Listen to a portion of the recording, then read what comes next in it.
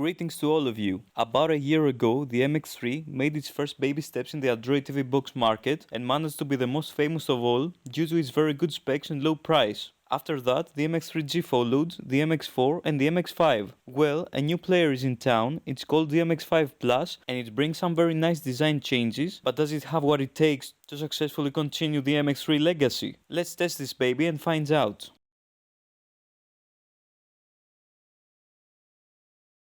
The device comes in a medium-sized package, indicating that it has a 64-bit CPU and supports 4K video playback. Opening the box we find the MX5 Plus itself, the IR remote controller, a very nice HDMI cable, the AC adapter rated at 5 volts 2 amps, and a user manual.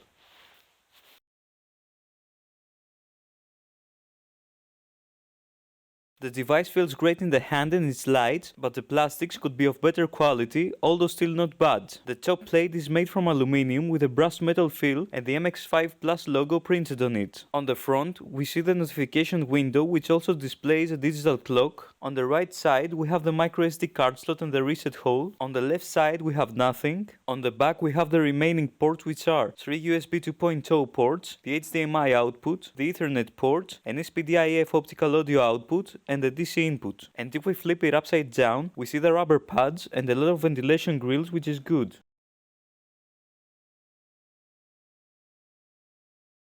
The MX5 Plus comes with a proprietary pre-installed launcher, and although it looks beautiful, it doesn't give you access to the bottom taskbar, meaning that you can only multitask if you have a keyboard connected and press Alt-Tab. I tried using other launchers like Nova Launcher, but the same thing was happening. Anyways, the stock launcher looks great. It consists of Windows-like tiles for online video, recommended apps, music, local, settings, and an app drawer, and is very friendly to use with the included IR remote. At the bottom bar, you can add your most used apps in order to access them with ease, and at the top we see our connection status and the date and time. If we go into the settings, we can see that the box is running Android 5.1.1, which explains why the interface is so good looking. The Google Play Store is also available for you to download your favorite apps. Browsing is good on this device, as well as watching YouTube videos up to 4K, but don't be overexcited because even though it packs a very good 64-bit quad-core Amlogic S905 CPU, it only has 1GB of RAM memory, making the MX5 Plus rather slow when it comes to running multiple apps at the same time.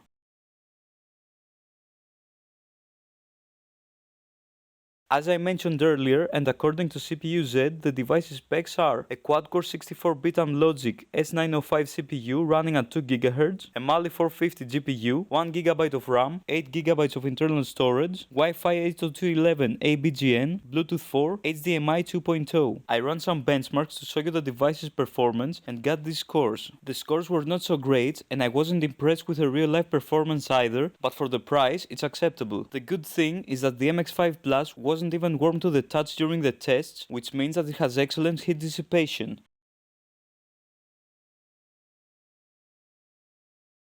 I was a bit disappointed from the Wi-Fi reception because although my net speed is at constant 47 Mbps and my router was practically next to the MX5 Plus, when I ran a speed test I only got 7 to 8 Mbps. I believe that this happens due to the fact that the top part of the MX5 Plus is made of metal and limits the Wi-Fi reception. If you use it with an Ethernet connection though, you will never have a problem.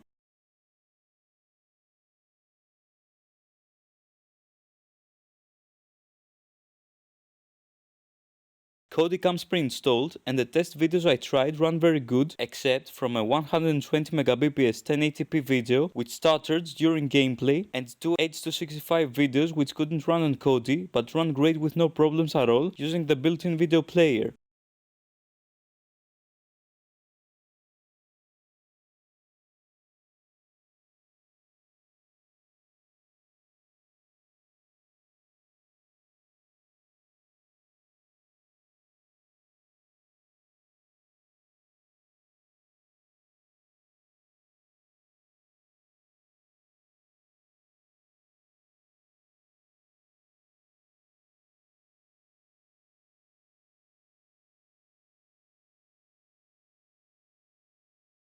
I also ran a video benchmark for you to see how the MX5 Plus playbacks other video formats as well, and it did pretty good.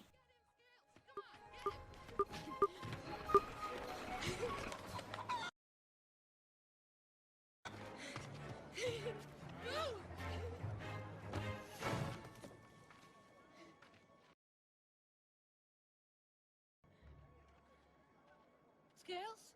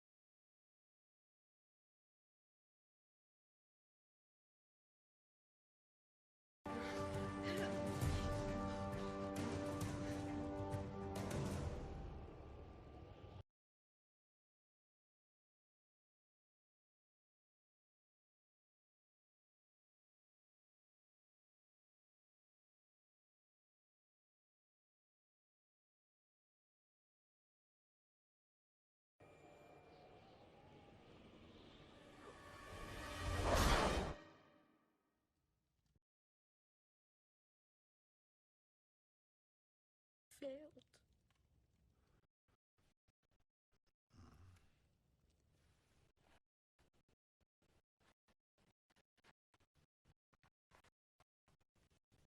You've only failed to see.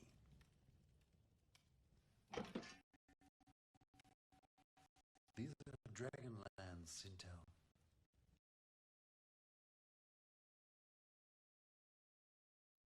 You are closer than you know.